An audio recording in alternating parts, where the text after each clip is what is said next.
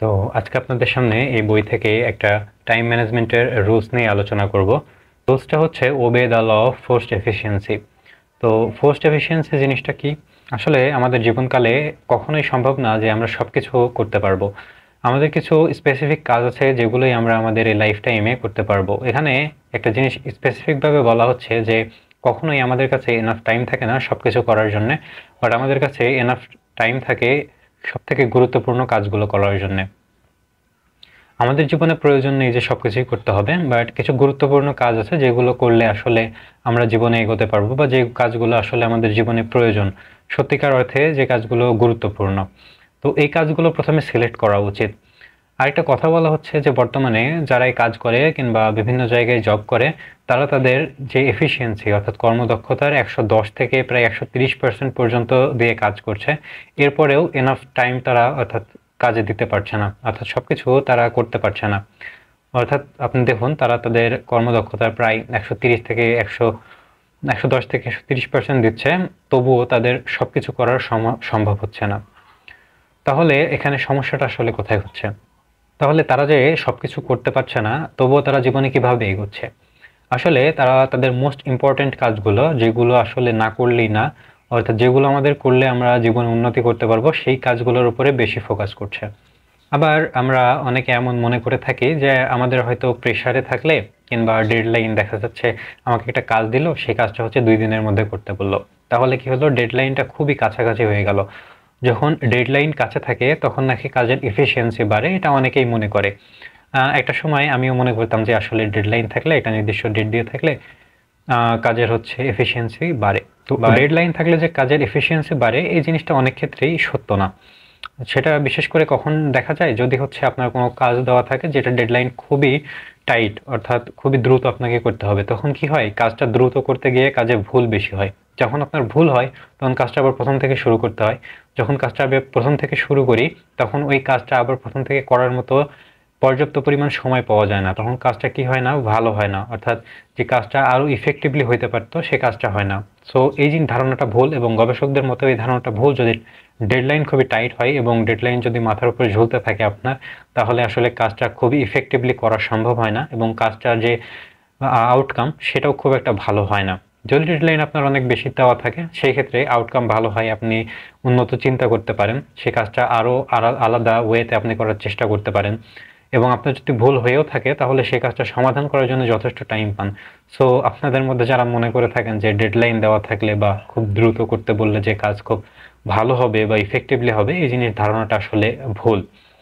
তো আমাদের এখানে একটা জিনিস বলা হচ্ছে এই চ্যাপ্টারে, যে আপনাকে কোনো কাজ কতটা ইম্পর্টেন্ট এবং সেই কাজটা আপনাকে করতে হবে কি না, এই জিনিসটা আপনি 3টা প্রশ্নের মাধ্যমে জানতে পারেন। আপনার নিজেকে 3টা প্রশ্ন করতে হবে, এবং ওই প্রশ্ন থেকে আপনি যেই উত্তর পাবেন, সেই উত্তর থেকে আপনি বুঝে যাবেন যে আসলে ওই কাজটা আপনাকে কতটা গুরুত্ব সহকারে করতে হবে, অথবা ওই কাজটা আপনি বাদ দিবেন কিনা। তো এই 3টা প্রশ্নের প্রথম প্রশ্নতে আমরা যাই।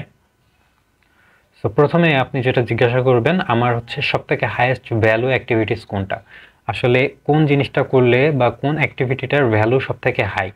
তো এই জিনিসটা আপনি কিভাবে নির্ধারণ করবেন? প্রথমত আপনি নিজেকে প্রশ্ন করতে পারেন যে আমার জীবনে কোন অ্যাক্টিভিটির ভ্যালুটা সবথেকে হাই। তো আপনি কিভাবে নির্ধারণ করবেন কোনটা আপনার হাই ভ্যালু অ্যাক্টিভিটি?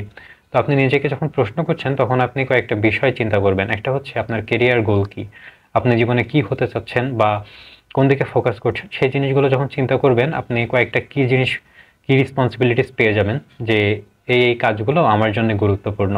আপনি এই বিষয়গুলোর সাথে আলোচনা করতে পারেন, আপনার পরিবারের সাথে আলোচনা করতে পারেন, আপনার ক্লোজ ফ্রেন্ড সার্কেলের সাথে আলোচনা করতে পারেন যে আসলে কোন জিনিসগুলো আমার জীবনের জন্য গুরুত্বপূর্ণ কিংবা আমার কেরিয়ারের সাথে যায়, বা যে রেসপন্সিবিলিটিগুলো পালন করলে আসলে আমি জীবনে একটা পর্যায়ে যেতে পারবো। তো এই জিনিসগুলোই হচ্ছে হাই ভ্যালু অ্যাক্টিভিটিস আপনার জীবনে।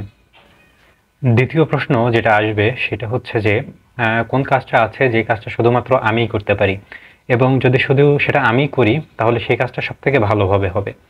তাহলে আমাকে প্রথমে কি করতে হবে, যে আমাকে এমন কোনো অ্যাক্টিভিটি বের করতে হবে যে কাজটা শুধু আমার দ্বারাই সম্ভব বা আমি সেটা সবথেকে ভালো করতে পারি। যখন আমি এমন একটা কি অ্যাক্টিভিটি খুঁজে বের করব যে কাজটা শুধুমাত্র আমি ভালো করতে পারি, তাহলে সেই কাজটাতে আমি বেশি ফোকাস দেব।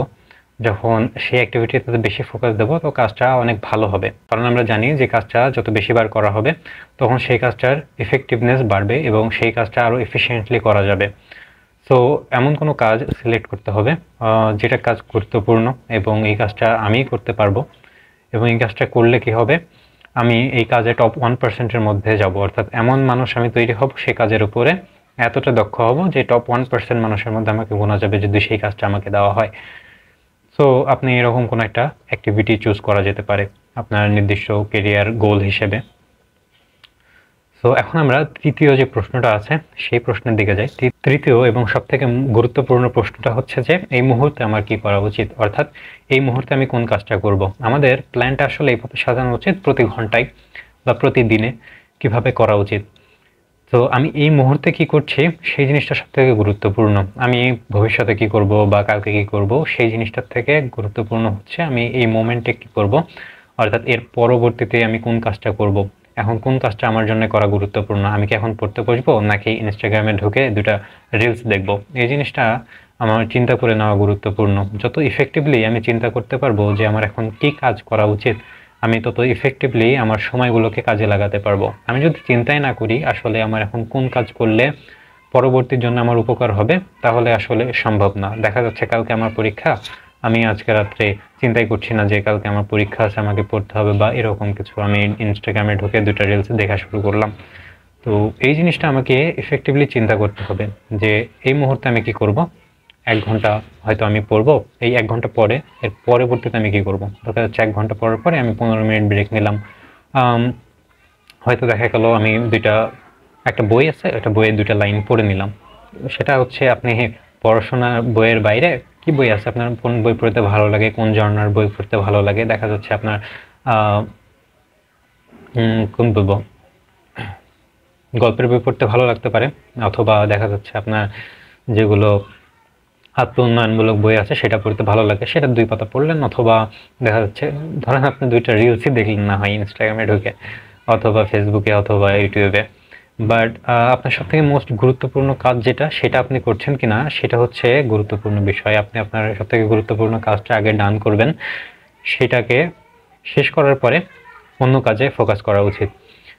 তো এইভাবে এই 3টা প্রশ্নের মাধ্যমে আপনি আপনার যেই ইফেক্টিভনেস আছে কাজের এবং সময় কিভাবে আপনি ম্যানেজ করবেন এই জিনিসটা করতে পারেন। সো মূল বিষয় হচ্ছে যে ওই 3টা প্রশ্নই। হ্যাঁ, আপনি কি করছেন, কি করা উচিত, সবসময় নিজেকে প্রশ্ন করলে এবং নিজেকে যখন আপনি ভ্যালুয়েট করতে যাবেন, নিজেকে মার্ক দেওয়ার চেষ্টা করবেন যে আমি আসলে এটা করছি, এটার কত ভ্যালু, কিংবা আমি এখন এই কাজটা করব, এই কাজটা আসলে কতটা গুরুত্বপূর্ণ। আপনি যখন কন্টিনিউয়াসলি নিজেকে প্রশ্ন করার চেষ্টা করবেন এবং কন্টিনিউয়াসলি আসলে প্রশ্ন করতে থাকবেন, তখনই আসলে প্রত্যেকটা সময়কে আপনি সঠিকভাবে কাজে লাগাতে পারবেন। আসলে মানব জীবনে তো প্রত্যেকটা সময় সঠিকভাবে কাজে লাগানো কঠিন, তারপরেও যতটুকু আমরা ইফেক্টিভলি কাজে লাগাইতে পারি সেটাই হচ্ছে চেষ্টা করা আমাদের উচিত। সো এটা আমাদের ব্যক্তিগত জীবনে, প্রফেশনাল লাইফে সব জায়গাতেই হেল্প করবে। সো আজকে এতটুকুই।